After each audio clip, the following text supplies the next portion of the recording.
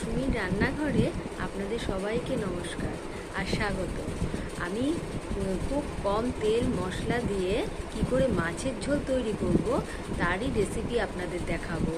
আশা করি আপনাদের এই রেসিপিটা খুব ভালো লাগবে, কারণ আমরা সবাই এখন স্বাস্থ্য সচেতন নিয়ে খুব ব্যস্ত।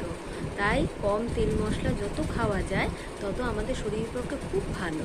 তা আশা করছি এই ভিডিওটা যদি আপনাদের ভালো লাগে, আপনারা লাইক, কমেন্ট, শেয়ার ও সাবস্ক্রাইব করে আপনি আমার সঙ্গে থাকবেন ও আমাদের পাশে থাকবেন।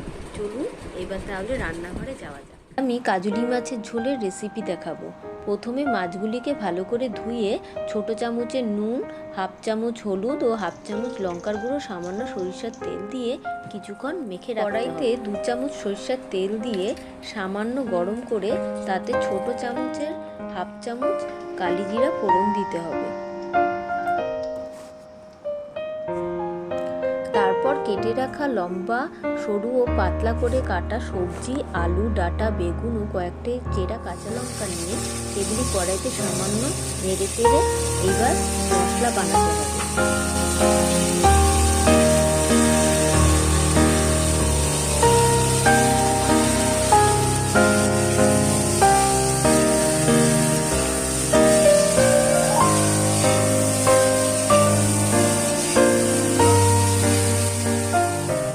চামচ ধনে, জিরা, হলুদ ও নুন ও সামান্য চিনি নিয়ে জল দিয়ে পেস্ট করে নিতে হবে।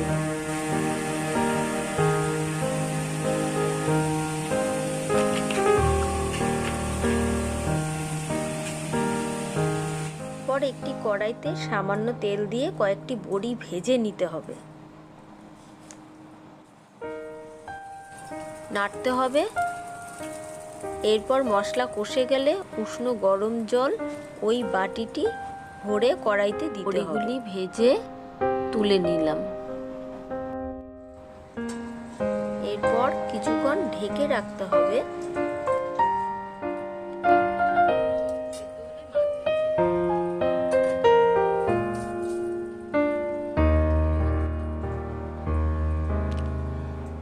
আবারও কিছুটা উষ্ণ গরম জল ওই বাটি ভরে দেওয়া হলো। মাছগুলি এবার আস্তে আস্তে ছেড়ে দিলাম।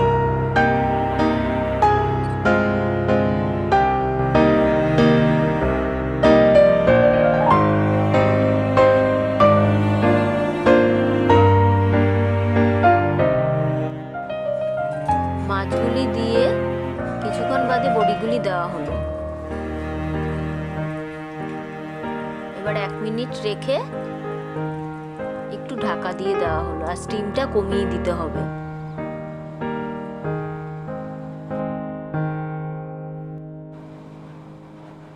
ঢাকাটা তোলা হলো। ব্যাস, এবার রান্না রেডি। এই রান্নাটি গন্ধ লেবু দিয়ে খেতে দারুণ লাগবে, দারুণ স্বাদ আসবে।